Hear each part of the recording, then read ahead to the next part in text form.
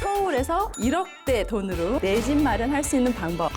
이걸 받자마자 바로 로또다. 여러분들이 돈을 벌 수 있는 또 기회가.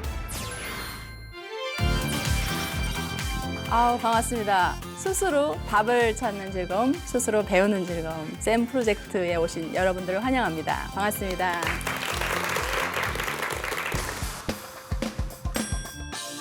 신혼부부를 위한 현명한 내 집 마련법으로 1억 원대라는 화두를 저희가 던져봤습니다. 여러분 가능할까요?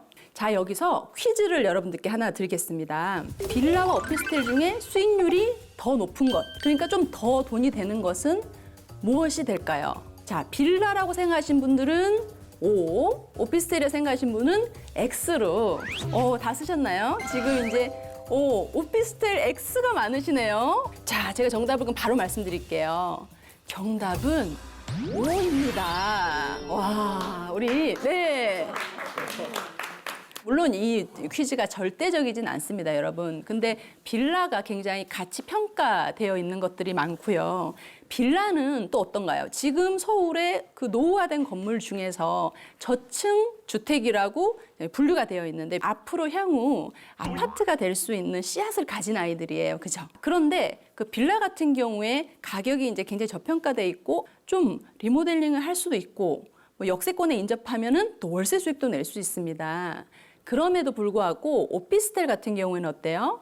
오피스텔은 계속 새 장소를 원합니다. 임차인들이요. 그러다 보니까 오피스텔은 맞은편에 도시형 생활주택이나 이런 새 건물이 쫙 들어서면은 수익률이 떨어지고 월세를 구하는 세입자들이 인기 없는 경우가 많아요. 그러다 보니까 오히려 빌라를 잘 갖고서 월세를 받거나 이렇게 내가 재개발이나 이런 용도로 이렇게 투자해 놓는 것들이 훨씬 더 수익률이 좋다는 거예요. 특히나 오피스텔과 빌라를 보실 때는 이렇게 지분율, 서울에서 내 땅, 그런 것들이 굉장히 오피스텔 지분과 빌라 지분이 차이가 많이 나더라라는 거죠. 자, 그렇다고 한다면 나는 그러면 어디로 가야 될까? 집 때문에 아이 갖는 것도 이제 포기하시고 실제로 이제 그런 분들 제가 현장에서 많이 만나거든요.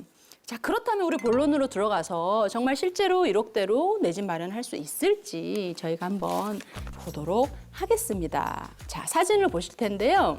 집을 들어가는 이제 입구예요, 여러분. 입구. 뭐가 대문이 떨어졌네. 대문이 없네, 아예. 그리고 이 집은 어때요? 이 집도 뭔가 껍데기가 좀 거시기 하네요, 여러분.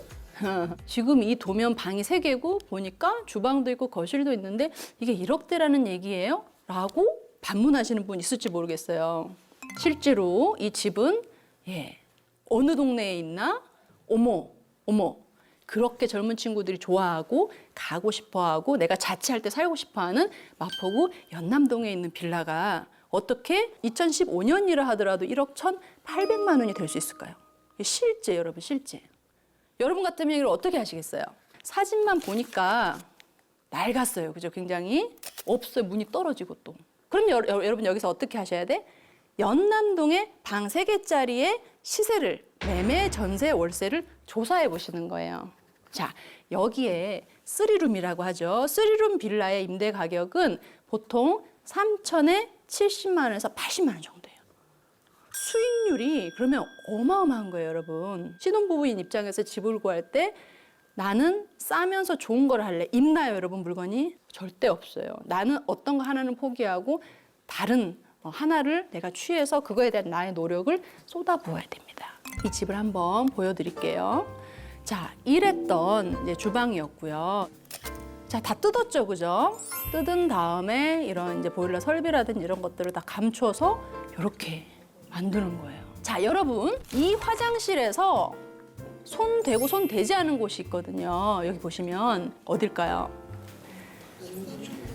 벽은 그대로 두고 바닥만 덧붙이기를 하고 그리고 이제 이런 세면기 위생용품 있죠. 어떻게 보면 욕실 액세서리라고 하는데 이런 것만 교체를 한 거예요. 그래서 기존의 욕실에 드는 비용을 거의 절반으로 그다음에 이제 옛날 신발장이 이렇게 낮게 있었어요. 여기를 이런 식으로 수납이 짱짱하게 들어가는 이런 수납장 겸 신발장으로 해서 이제 집 상태가 원래 이제 이랬었어요.